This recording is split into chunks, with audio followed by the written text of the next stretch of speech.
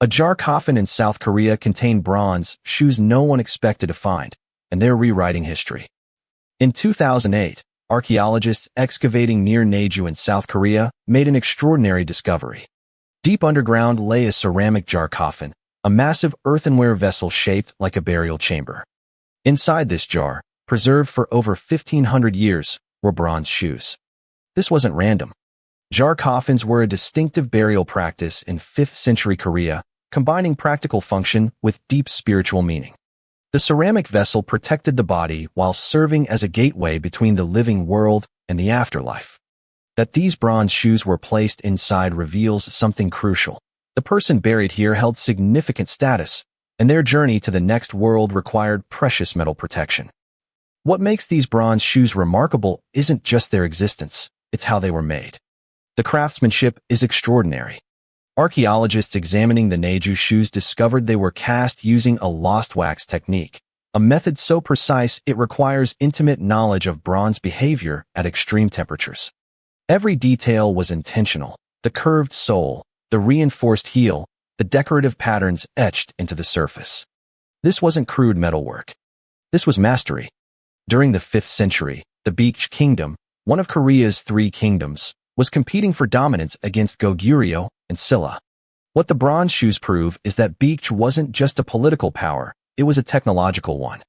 The kingdom possessed foundries capable of producing complex bronze objects with precision rivaling anything being made in contemporary China or Japan at the time.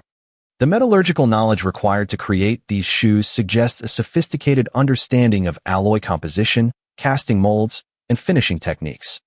This discovery overturns older assumptions that portrayed Baekje as merely importing bronze goods from wealthier neighbors.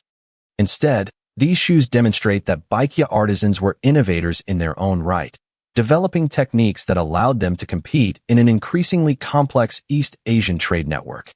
The bronze shoes are evidence of a civilization far more technologically advanced than previously believed.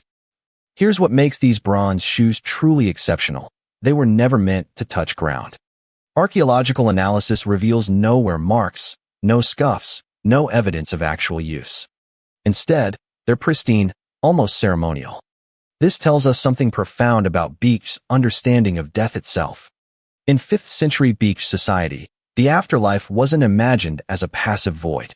The deceased needed provisions, protection, and status symbols to carry forward. Bronze shoes functioned as spiritual armor and a marker of rank. Only the wealthiest, most powerful individuals received such elaborate grave goods. A farmer or merchant would be buried with pottery or simple iron tools. Fundamentally challenged that narrative.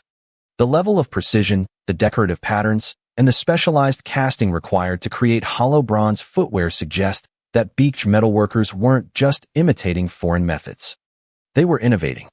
This discovery has forced archaeologists to reconsider the entire trade network of East Asia during the 3 Kingdoms period. Evidence now points to more direct exchanges between Baekje, China's southern dynasties, and even Japan's coffin period than we previously understood.